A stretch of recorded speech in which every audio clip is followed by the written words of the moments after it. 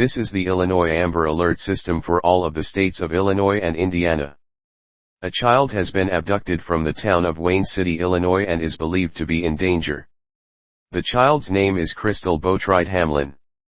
She is a 16-year-old white female, 5 feet 5 inches tall, 130 pounds with brown hair and green eyes.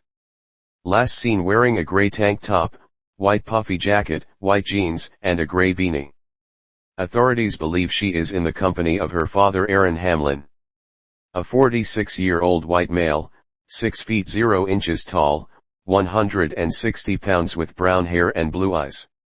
Last seen wearing a maroon buttoned shirt, blue pants, and brown boots. They may be traveling in a red 2019 Chevrolet Blazer RS with Illinois license plate GR52101. If seen, call 911.